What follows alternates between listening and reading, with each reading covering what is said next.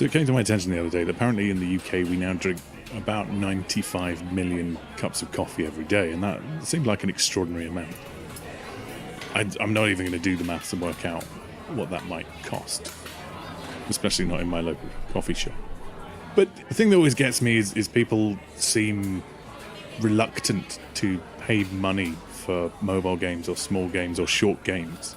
And it suddenly struck me, if you're paying the best part of a fiver for a liquid beverage that's going to be gone in about 15 or 20 minutes, why do you object to paying £2 or £3 for a game that's maybe going to last you a couple of hours, but potentially leave you with a really good experience? Something that potentially you might ruminate on for weeks, months, years. So I guess that's why we're here. I'm waiting for a friend of mine to turn up, and we're going to talk about some games that we like that cost about the same as a cup of coffee. He's coming now. Hey, Andy. Hello, fella. How you doing? Is it Stuart, Yes. right? Yeah, I think we've met on occasion. So it's my year of shame buddy Stu, who has agreed to meet me here today. I think I said I was buying. Yeah, it was your turn this time. Yeah. What are you having? We're past gingerbread latte season, aren't we? We're probably in the white chocolate latte. I think that'll do. Okay, I'm disappointed you didn't go for an orange mocha frappuccino, but we'll go and get you one. Thank you. So, I basically, let's put it this way: you were reluctant to come and meet me and talk to me about this without me actually explaining the premise, fearful that it may be some kind of rendition. I'm pleased to say it wasn't. It really wasn't. Right. So I did explain the premise to you, and essentially the first game I want to talk about is a really, really nice mobile experience I played just in the new year. And what was it? It's called Florence. It's really nice. It's a really lovely. So I played on mobile. I think it's available on iOS. I don't know what other platforms it's on. I'm not sure actually. It's great. I'm getting my phone out now to Google it. It's on iOS and Android. It's just a story about a girl who meets a guy and they start a relationship. And that's it. In essence, that's it. It's basically just about a 25-year-old girl who's going about her life doing 25-year-old stuff. You know, working, being harassed by your parents even though you've moved out, meeting people, relationships, that kind of thing. And it's a really beautiful game. It is. It's simplistic in its user interface, but that's one of the best things about it. It is just so lovingly designed. There's not much to it in terms of gaming mechanics, but There's arguably some little puzzle elements. What there is absolutely fits brilliantly with the narrative that it's telling. Yeah. It's just phenomenal. So a really good example is there are parts of the game where you're having conversations with people and you use like a jigsaw puzzle mechanic to put together speech bubbles. And speech bubbles don't have anything in. The story's all being told through the images and the visuals.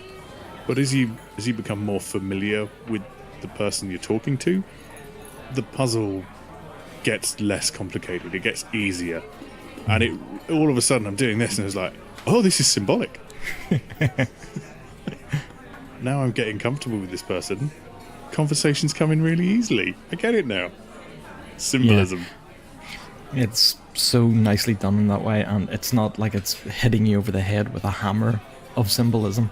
It's just a nice little, oh yeah. Yeah, that makes so much sense. You're wondering why the puzzle is getting easier, because any other puzzle game or whatever usually gets that little bit more difficult as you keep going on. But no, this goes, you sort of go, yeah, gotcha. Oh, you know, yeah. If we maybe talk a little bit about what happens a little bit later on, some of the conversations get a little bit argumentative, And it was really interesting to see that the little bits that sort of fit into each other, instead of being nicely rounded and smooth and everything, suddenly become either quite sort of multi-sided Very jagged. shapes, or yes, very, Yeah. very pointed and jagged. And also the colour changes as well. The speed at which both yourself and the person you're speaking to is sort of putting those speech bubbles up. It's just such a really interesting back and forth, and such a brilliant way of demonstrating an argument as such. Oh, I get it now. The words become pointed and sharp. Yes. Oh, symbolism. it's more than just like a jigsaw puzzle mechanic. But essentially, it is just a story told through like a series of vignettes. But it's a really, really lovely tale. It is. It's just so touching, because Florence is going about her job. She meets somebody that she likes being with.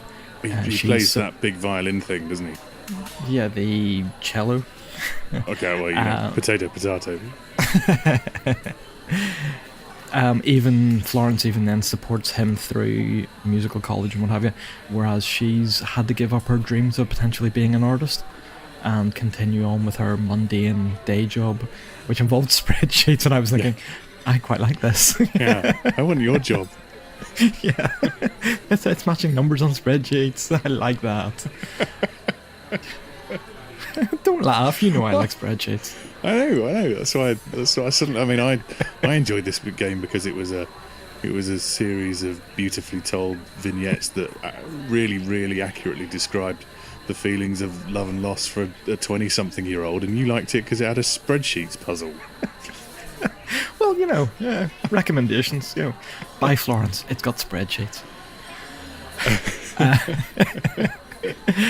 So yeah, even the really interesting little bit of whenever you're at that stage of a relationship and you decide to move in together, and it's the complicated section of unboxing and deciding what comes off the shelf or what goes onto the shelf.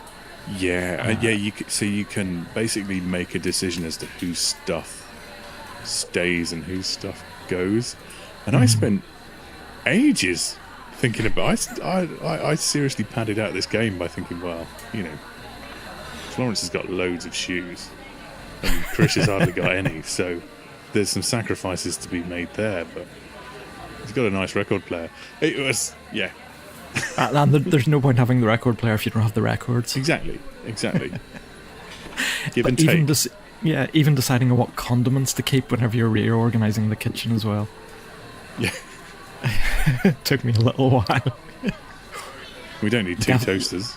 Yeah, we definitely don't need two. It's just crazy. Rice boilers, steamers, whatever. Yeah. It's just really weird because, like you described, and it does sound like, okay, so it's spreadsheets and it's basic feng shui.